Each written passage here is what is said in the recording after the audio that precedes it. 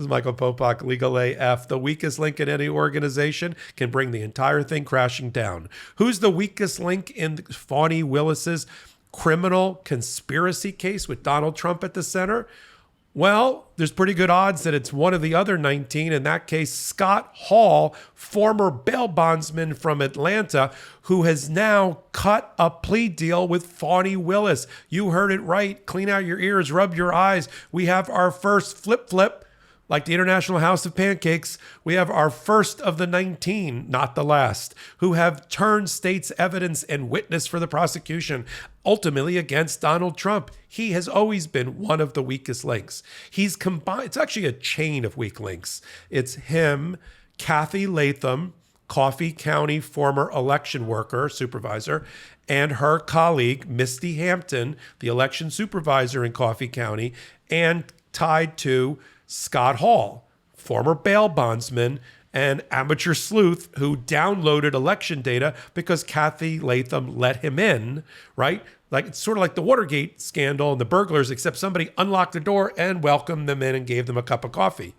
And so Scott Hall has now gone state's evidence. And how do we know? Because he appeared today in court with Scott McAfee, the judge, and pled guilty and said he was cooperating with Fani Willis's team. We're gonna watch a clip now of him, actually the first of many, but the first of a co-conspirator defendant with Donald Trump to plead guilty and take the state's deal and cooperate, with a clip right now of him doing just that in the courtroom. Let's roll the clip. That I make it clear that this defendant is required to testify truthfully and all agreed conditions remain in place, especially communication with victims and witnesses and co-defendants and co-conspirators until all cases have been concluded.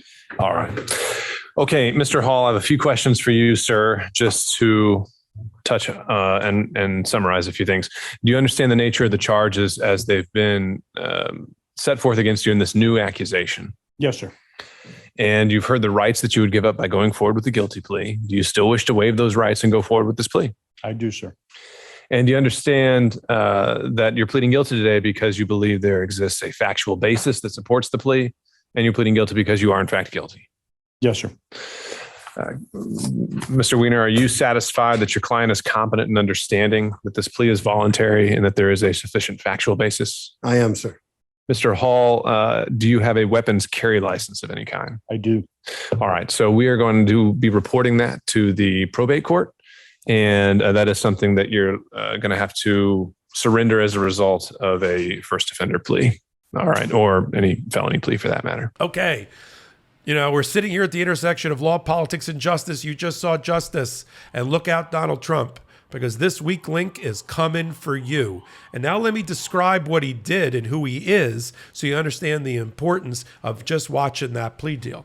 Scott Hall, nobody should have ever heard of. He was just a local bail bondsman, but got caught up in the conspiracy and got enlisted by Sidney Powell, one of Donald Trump's lawyers, who's also his co-conspirator, and she's going to trial in 3 weeks to try to find election data that would support their crazy crackpot theory that there was fraud in the election. Particularly, if you remember, Dominion voting machines, which settled with Fox News because they were defamed for $760 million.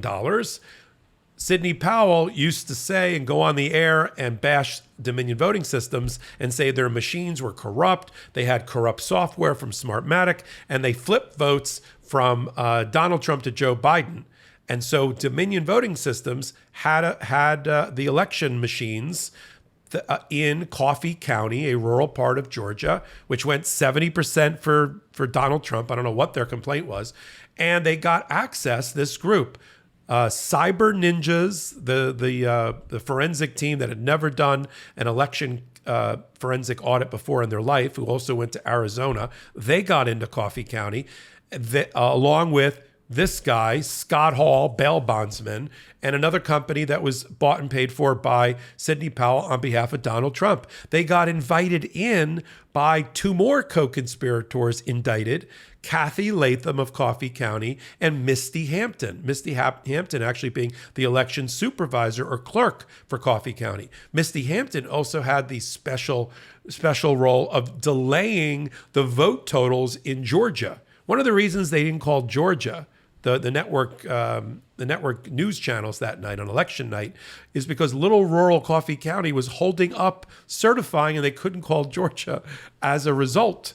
And that's because Misty Hampton was purposefully dragging her feet as part of the conspiracy. So that is the 3 weak links in the chain. 4 if you count Sidney Powell, the lawyer, Scott Hall, Misty Hampton, and Kathy Latham, now in history, linked together as co-conspirators. One now has broken for the exit to try to avoid being convicted, and that's Scott Hall, which doesn't surprise me because Scott Hall not only broke in and is pictured on video drinking a cup of coffee with Kathy Latham and downloading Dominion voting system voting data, the voting data that belongs to you and me, independent, Republican, MAGA, Democrat, liberal, whatever. It's all of our voter data. It's supposed to be protected, not some bail bondsman, some random, forensic fraudsters that are doing an audit led by a door opener and Kathy Latham. That's not supposed to happen.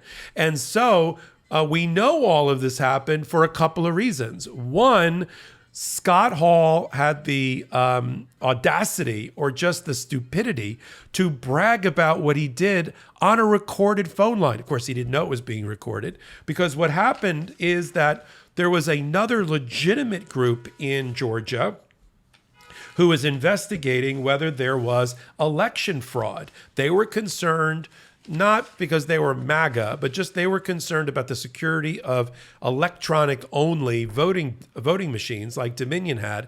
And so this group, led by Marilyn Marks, who you'll see soon in a clip I'm going to play, who leads an organization called the Coalition of Good Governance, who actually petitioned Brad Raffensperger, the Secretary of State of Georgia, who's going to testify against Donald Trump as well, because he's the recipient of that perfect phone call seeking to have 11,780 votes thrown out so Donald Trump could steal the election from Joe Biden.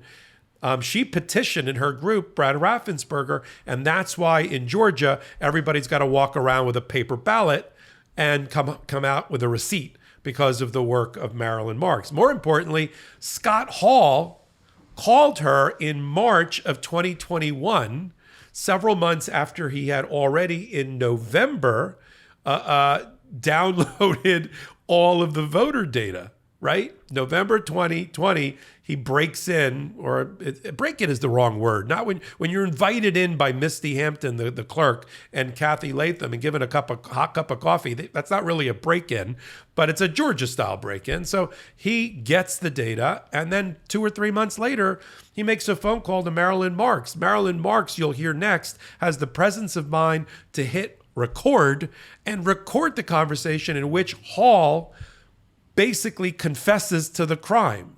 Then in the same clip, you'll see deposition recorded video testimony of both Kathy Latham first and then Misty Hampton. And you'll see how they, not knowing that the surveillance video was going to come out of everything that they were doing illegally within the election office, lied under oath, except Kathy Latham had the presence of mind in her own way to take the Fifth Amendment at one point. All of these, remember, if you remember nothing else from my hot take, weak links sink organizations, including criminal ones. And the weakest links here, Misty Hampton, Kathy Latham, Coffee County election officials, Scott Hall, the bail bondsman that's now just pled guilty and has become a witness for the prosecution, connected to Sidney Powell, lawyer for Donald Trump, who's then connected to Ken Chesborough, the architect of the fake elector scandal. She's also connected to Rudy Giuliani, which connects her directly back to Donald Trump. See how conspiracies, how a hub and a wheel with spokes like a bicycle, how conspiracies work? And that's the fact that one of the spokes has now broken off and run for cover in Scott Hall is most important. Watch this clip first of the recording by Marilyn Marks of Scott Hall, the guy who just became a witness for Fawny Willis just a minute ago, and then watch the two testimonies back to back of Kathy Latham and then Misty Hampton when they didn't know there was going to be video surveillance, that it was going to completely show that they were perjuring themselves and lying under oath. Run that clip. Went down there, we scanned every freaking ballot, and they said, we give you permission. Go for it. Hall had just admitted being part of a group that copied Dominion voting software from the Coffee County Elections Office. Now I was in triple shock, and I didn't know what to think. She said she alerted the state, but no one seemed interested. Not knowing when the copying was done, Mark's group filed open records requests for 3 months of surveillance video, which, according to court filings, Coffee County denied having. Finally, a year ago, the county turned over the videos, and they were a gold mine. I think the videos just make it all so very real. That's Scott Hall with County GOP Chair Kathy Latham and Election Supervisor Misty Hampton. All three on hand as a company was paid $26,000 by Trump ally Sidney Powell to copy Dominion software. They did all this even though the Secretary of State's office sent out this warning to all election offices 2 months earlier, warning against providing copies of software. Information that could harm the security of election equipment cannot be provided. All four are part of the 19 defendants now charged with multiple felonies in the Fulton County case, accused of being part of a criminal enterprise to interfere with the results of the 2020 election. Have you ever had any communications with Rudy Giuliani? Fifth Amendment. In these never-seen-before video depositions from that civil lawsuit, Latham is asked about that day the election system was breached. The now-retired high school economics teacher repeatedly downplayed her involvement. Did you see Scott Hall? No, Scott came from outside. And he and I talked outside, and I was glad to have met him, and then I left. But when the plaintiffs later obtained the surveillance video, it showed Latham inside the elections office throughout the day, interacting with the very people she claimed not to remember. Do you believe you've committed any crime? Fifth Amendment. You were there when they were copying the election software, correct? Yes. Election Supervisor Hampton testified that she was told the outside cyber experts were there to figure out why a scanner was not working properly. I didn't know that it was software that they were copying. What did you think they were copying?